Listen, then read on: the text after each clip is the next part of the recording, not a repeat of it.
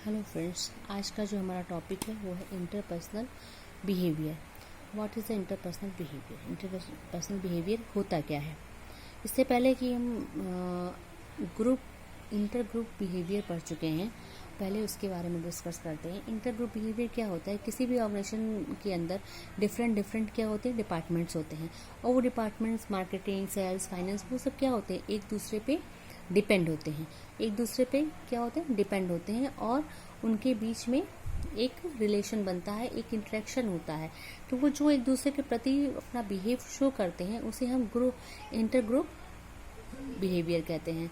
उसी तरीके से हमारा ये इंटरपर्सनल बिहेवियर जैसे नाम से ही पता है कि इसमें क्या आ रहा है कि हमारा सेल्फ अवेयरनेस, यानी हमारे अंदर का जो बिहेवियर है, हम जो बिहेवियर शो करते हैं, ठीक है, वो जो हम खुद का बिहेवियर शो करते हैं दूसरों के लिए, तो वो क्या होता है? हमारा इंटरपर्सनल बिहेवियर है। Interpersonal behaviour is concern with interaction of two person at a time.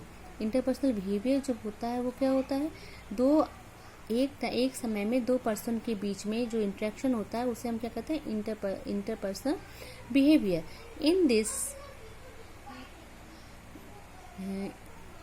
In this transaction, the individual behave to particular way which may be either cooperative or conflict.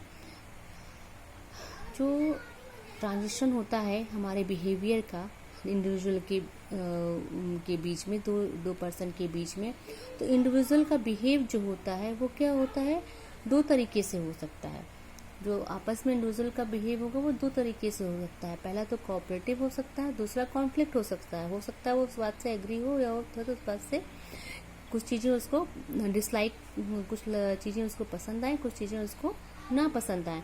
कुछ जो आपका परसेप्शन है वो क्या हो? Positive हो, किसी का हो सकता है कुछ परसेप्शन जो हो वो निगेटिव हो। इसमें होता क्या है? सामने वाला आपके बारे में क्या सोच रहा है और सामने वाले व्यक्ति क्या के बारे में सोच रहा है। इसमें हम इंटरपर्सनल बिहेवियर में सोचते हैं कि हमारे बारे में कोई क्या सोच रहा है और हम उसके बारे में क्या सोच रहे हैं, ठीक है। तो क्या है? दो तरीके से हो सकता है, ये निगेटिव भी हो सकता है, कोऑपरेटिव भी हो सकता है, कॉन्फ्लिक्ट भी हो सकता है, ठीक है।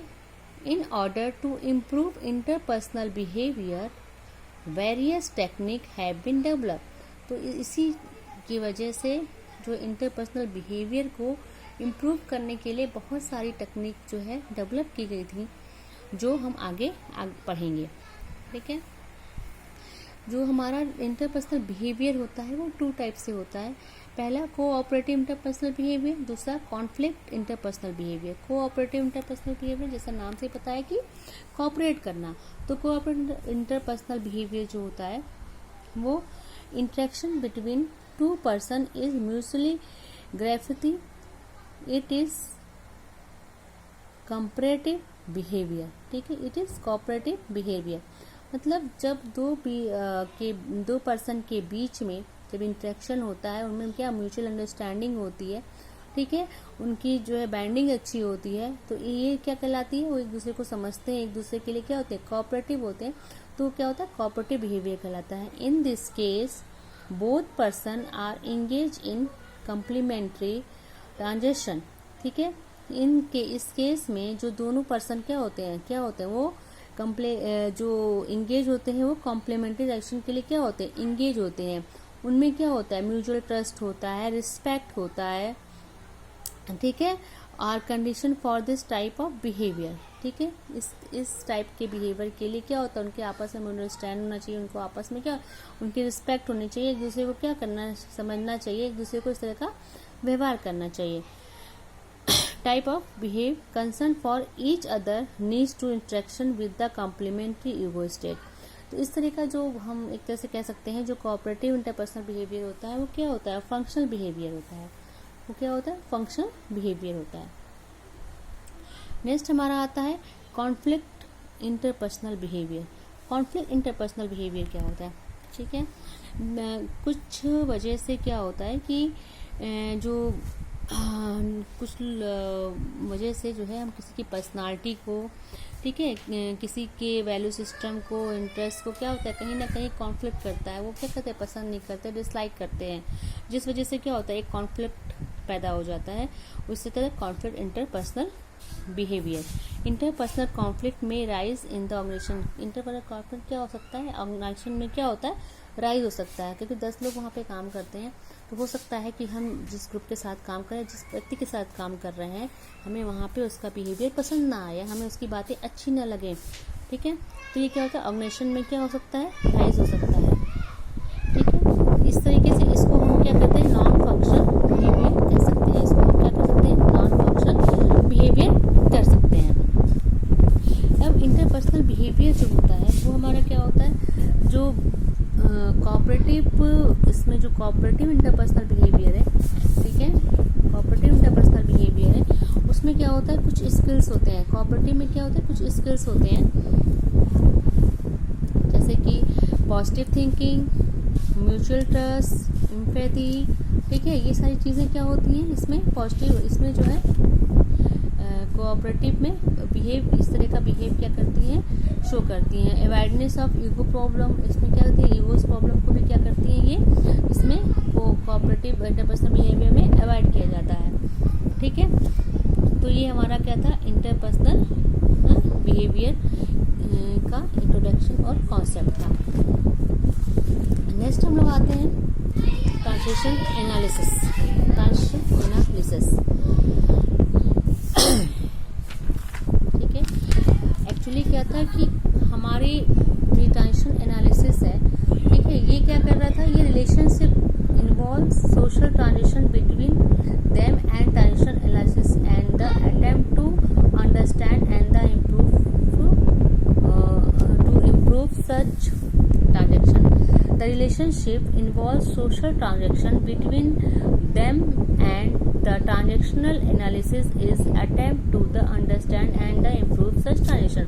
क्या होता है कि ट्रांजेक्शन एनालिसिस जो होती है वो क्या करती है, हमारे आपस की जो कम्युनिकेशन है, बेसिकली जो कम्युनिकेशन है उसको इम्प्रूव करने के लिए, हमारे सेल्फ अवेयरनेस को इम्प्रूव करने के लिए क्या होती है, ये रिलेशनशिप क्या करती है, एक इन्वॉल्व करती है, ठीक है। ये क्या करती है, रिलेशनशिप इन्वॉल्व करते हैं। Transition analysis offer A model of personality, transition analysis of, ठीक है, transition analysis offer A model of personality and the dynamic of self it's relationship other than the make possible clear and meaningful discussion of behaviour, ठीक है। ये क्या करती है, ये क्या करती है, transition analysis refer to a method of analysing and understanding interpersonal behaviour. ये क्या करती है, मेथड, ये क्या है, ट्रांजिशन एनालिसिस एक मेथड होता है जो हमारे इंटरपर्सनल बिहेवियर को क्या करती है, एनालाइज करती है और अंडरस्टैंडिंग मतलब समझती है, ठीक है।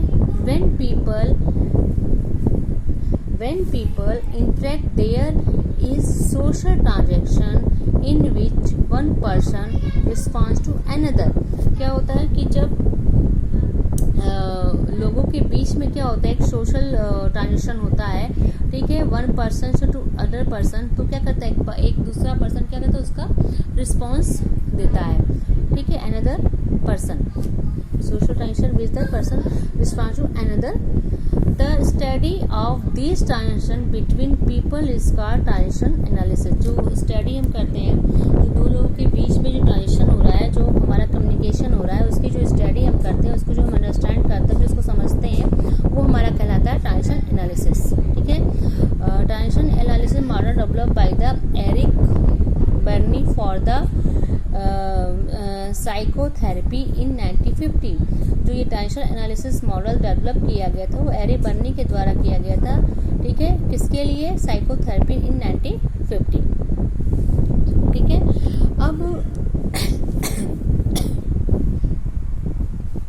ये जो ट्रांजिशन एनालिसिस है, ठीक है, इसमें जो टेक्निक यूज हुई थी वो कितने तरह की थी। पहला तो एक जौहरी विंडो के नाम से थी, जिसका हमें सेल्फ अवेयरनेस, जिसमें हम क्या करते हैं, सेल्फ अवेयरनेस को पढ़ते हैं। इसमें सेल्फ अवेयरनेस को अपने हम देखते हैं कि क्या हमारी जो है सेल्फ अवेयरनेस क्या है, कितनी है, ठीक है। इसको क्या करते हैं, इसको हम, ये टेक्निक थी हमारी सेल्फ अवेयरनेस को इंक्रीज करने के लिए, ठीक है। ये जौहरी विंडो के नाम से इस टेक्निक को हम जानते हैं, ठीक है। It's so relationship with your self and other. ये क्या करती है, ये जो है रिलेशनशिप शो करती है कि अपने और दूसरों के साथ जो एक रिलेशनशिप है ये उसको शो करती है। ठीक है, इसको डेवलप किया था अमेरिकन साइकोलॉजिस्ट ने Joseph Luft and Harry Gelton इनागम ने। ठीक है, तो इसी के नाम पे Joseph Luft and Harry Gelton इनागम के नाम पे ही इसका नाम क्या पड़ा, जौहरी विंडो। जोसेफ और हैरी मिला के जौहरी विंडो के नाम से इस टेक्निक का नाम पड़ा। ठीक है, इन्होंने क्या किया, एक have the develop a diagram that gives the look what to one is one social exchange, what is the one is not. मतलब इन्होंने एक डायग्राम दिया जिसमें हम ये जान सकते हैं, इन्होंने एक डायग्राम दिया इसमें जिसमें हम ये जान सकते हैं कि हमारा किसके साथ कैसा रिलेशन है, हमें कौन, मतलब दो पर्सन जो हमारे हैं, हम इंडिविजुअल हैं, उसमें से कौन किस तरीके से कितना किसको जानता है। ठीक है, this model is made of four different content for the together respond total person in relation to other on the basis of awareness of behavior, feeling and motivation. Each quotient is defined as follows. ठीक है, इसमें इन्होंने क्या किया था, चार quadrant लिए थे। ठीक है, चार क्वाड्रेंट में इन्होंने पहला, दूसरा, तीसरा, चौथा, ये चार क्वाड्रेंट लिए। पहला इन्होंने क्या दिया, ओपन सेल्फ, दूसरा ब्लाइंड सेल्फ, तीसरा हिडन सेल्फ और चौथा अननोन। ठीक है, चौथा अननोन। तो इन्होंने जो हॉरिजॉन्टल जो रखा, ठीक है, हॉरिजॉन्टल 1 के ऊपर जो इन्होंने रखा, इन्होंने लिखा कि ये नोन ऑफ सेल्फ, मतलब यहाँ पे क्या करते हैं, अपने आप को, इस तरह के जो लोग होते हैं ये क्या करते हैं, यहाँ पे अपने आप को जान रहे हैं। जो फर्स्ट पर्सन है ये अपने आप को जान रहा है, एंड दूसरा जो पर्सन है वो क्या कर रहा है, ब्लाइंड में क्या होता है, वो अपने आप को नहीं जानता है, सेल्फ अननोन, वो अपने आप से अननोन है।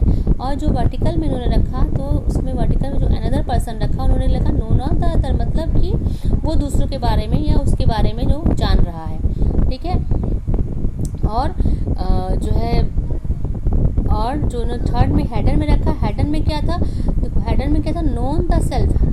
पहला ओपन सेल्फ में क्या था कि जो ओपन सेल्फ के तरह के लोग थे उसमें जो फर्स्ट पर्सन है वो अपने बारे में जान रहा है और उसके अदर जो पर्सन है वो भी उसके बारे में जान रहा है, यानी बिल्कुल ओपन है। और दूसरा है, सेकंड इज ब्लाइंड। ब्लाइंड मतलब क्या है, जो फर्स्ट पर्सन है वो अननोन टू सेल्फ, मतलब अपने से क्या है, अननोन है, अपने बारे में कुछ ज़्यादा नहीं जानता, अपने बारे में कुछ नहीं जानता, लेकिन दूसरा उसके बारे में बहुत अच्छे तरीके से उसके बारे में जानता है। उसके बाद तीसरा हेडन। हेडन में क्या है कि नोन ऑफ द सेल्फ, मतलब नोन, हेडन में क्या है, वो अपने आप को जान रहा है लेकिन दूसरा उसके बारे में नहीं जान रहा। कुछ चीज़ें वो अपनी प्राइवेसी रखा है, ठीक है, लेकिन उसके बारे में वो क्या कहता है, दूसरा जो अदर पर्सन है वो नहीं जानता है। लेकिन चौथे में अननोन है, इसमें क्या है, वो अपने आप से भी अननोन है और जो अदर पर्सन है वो भी अननोन है, दोनों क्या है, अननोन है। तो उन्होंने ये क्या दिया था, एक मॉडल दिया था। ठीक है, इस मॉडल में क्या है, इस model the made of the 4 different content, ठीक है, that together represent total person in relation to the other on the basis of awareness of behaviors, feeling and motivation। मतलब इस बेसिस पर उन्होंने क्या किया कि इन पर्सन के बीच में जो इंट्रैक्शन है, जो रिलेशन है, वो किस बेसिस पे है, फीलिंग, अवेयरनेस, मोटिवेशन के बीच। Each content is defined as a follows, जो वैसे मैंने आपको दिखाया है। पहला उसमें क्या था, ओपन सेल्फ। ठीक है, पहला क्या था उसमें, पहला था ओपन सेल्फ।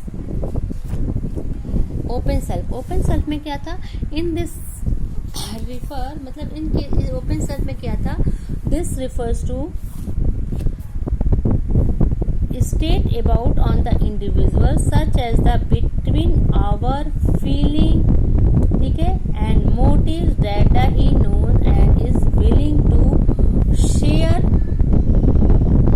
With other. मतलब फर्स्ट टाइप का तो कहता था कि वो अपने बारे में जानता है, दूसरा भी उसके बारे में जानता है। इसका मतलब वो अपनी फीलिंग क्या करते हैं, आपस में शेयर करते हैं, वो अपने एक दूसरे के बारे में जानते हैं, वो इंडिविजुअल क्या एक दूसरे के बारे में जानते हैं। That he knows and does are willing to share with other in interaction with other, the individual is straightforward, open and sharing it is the clear to both and he is doing the how he is feeling and what is the motive. मतलब ये एक दूसरे को समझते हैं, एक दूसरे की फीलिंग को समझते हैं, एक दूसरे की धारणा को, उनकी मन की बातों को समझते हैं। इस तरह के लोग क्या होते हैं, ओपन सेल्फ टाइप के लोग इस तरह के लोग होते हैं, उनका बिहेवियर इस तरह का होता है। दूसरा हमारा आया था ब्लाइंड सेल्फ। ब्लाइंड सेल्फ में क्या था कि हम अपने बारे में नहीं जान रहे हैं, लेकिन दूसरा क्या कर रहा है, हमारे बारे में जान रहा है, ठीक है, वो हमारे ऊपर विश्वास करता है। In this content the refer to state about an individual which are known the other,